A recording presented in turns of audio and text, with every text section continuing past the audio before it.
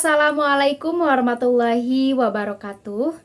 Perkenalkan, nama saya Rizpianti, mahasiswi Universitas Surya Kencana Cianjur, program studi Teknik Informatika, yang saat ini sedang melaksanakan MBKM Merdeka Belajar Kampus Merdeka, yaitu pertukaran mahasiswa dengan Fakultas Hukum Universitas Surya Kencana Cianjur.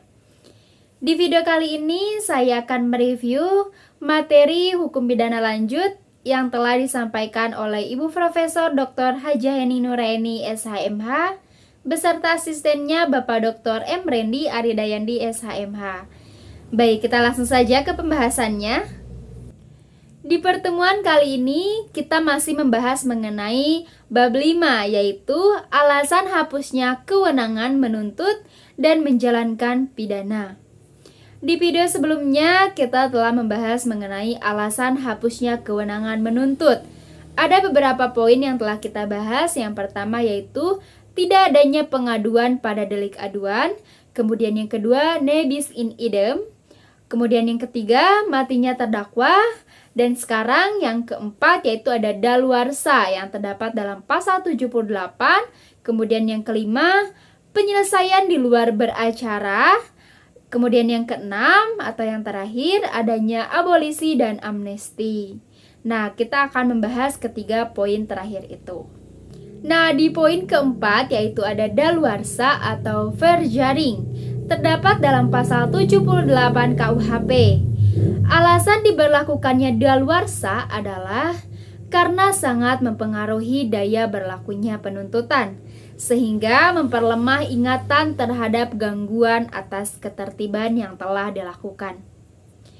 Dengan demikian mengurangi pula kegunaan dari penuntutan atau pemidanaan. Menyulitkan pembuktian karena memperkecil kemungkinan akan berhasilnya penuntutan. Jadi maksud dari daluarsa atau tenggang waktu ini adalah untuk memberikan kepastian dan ketertiban hukum, terutama untuk penuntut umum dan terdakwa, terlebih-lebih untuk terdakwa. Kemudian, batasan waktu daluarsa menurut pasal 78 KUHP yang pertama yaitu untuk semua kejahatan dan pelanggaran yang dilakukan dengan percetakan adalah 1 tahun. Kemudian yang kedua, untuk kejahatan yang diancam hukuman denda, kurungan atau pidana penjara paling lama 3 tahun. Daluarsanya adalah sesudah 6 tahun. Kemudian yang ketiga, untuk kejahatan yang ancaman hukumannya pidana penjara lebih dari 3 tahun, daluarsanya adalah sesudah 12 tahun. Yang keempat, sedangkan untuk kejahatan yang diancam pidana mati atau seumur hidup, daluarsanya adalah sesudah 18 tahun. Kemudian alasan atau dasar pertimbangan waktu daluarsa adalah yang pertama yaitu ada tersangka atau terdakwa yang melarikan diri harus lebih lama dikeluarkan dari penjara dibandingkan orang yang benar-benar menjalankan hukuman. Yang kedua, ingatan orang terhadap kejahatan-kejahatan yang lebih berat akan lama hilangnya. Yang ketiga, kemungkinan untuk memperoleh barang bukti semakin berkurang, sehingga sukar untuk dikumpulkan karena hilang, rusak, dan sebagainya. Yang keempat, memberikan rasa kepastian hukum kepada masyarakat. Kemudian penentuan tenggang waktu daluarsa menurut pasal 79 KUHP dihitung pada hari sesudah perbuatan dilakukan, kecuali untuk yang pertama, kejahatan pemalsuan surat atau uang, dihitung esok harinya sejak kejahatan diketahui. Rasionya adalah untuk menghindari orang yang cerdik pandai akan menggunakan surat setelah batas akhir daluarsa. Kemudian yang kedua, perampasan kemerdekaan. Batas daluarsanya adalah dihitung mulai hari berikutnya setelah orang yang dirampas kemerdekaannya dibebaskan atau dimerdekakan, atau matinya orang terhadap kejahatan itu dilakukan. Rasionya adalah apabila tidak ditentukan batas daluarsanya. Dikhawatirkan akan habis waktunya sebelum kejahatan diketahui.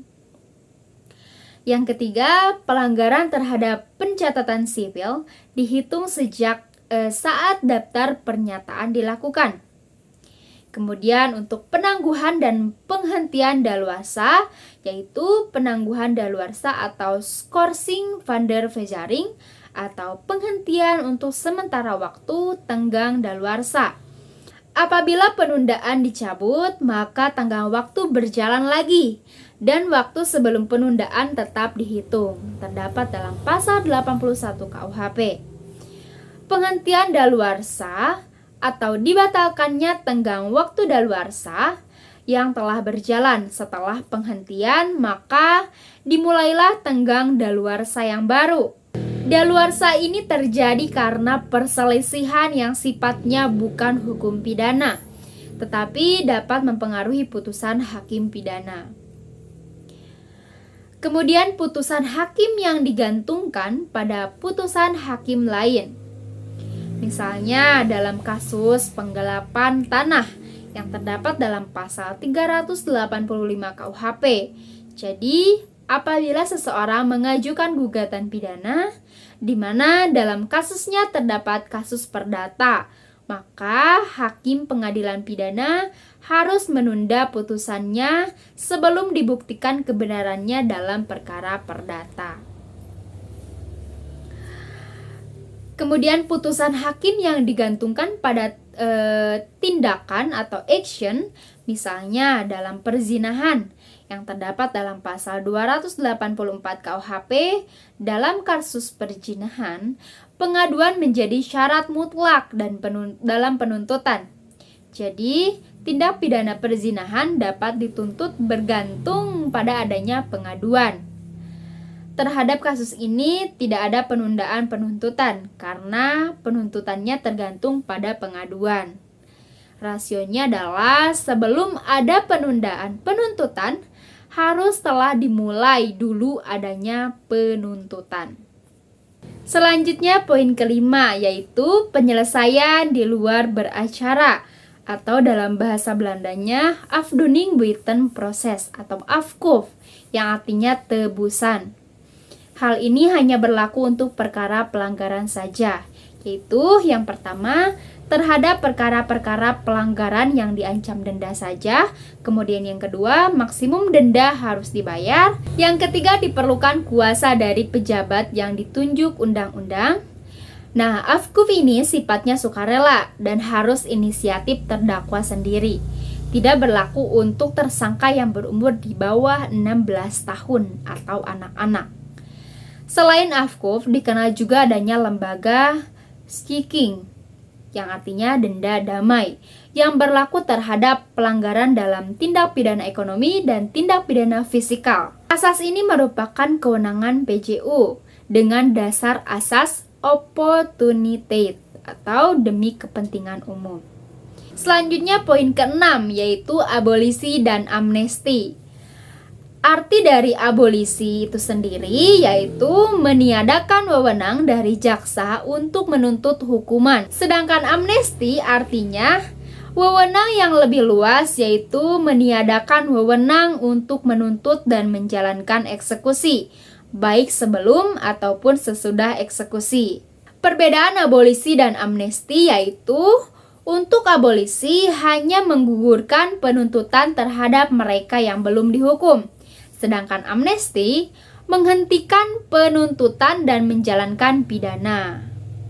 Atau semua akibat hukum sebelum dan sesudah tuntutan dihapuskan. Nah, untuk perbedaan keduanya sangat jelas ya. Untuk abolisi itu menggugurkan penuntutan, sedangkan untuk amnesti yaitu menghentikan penuntutan.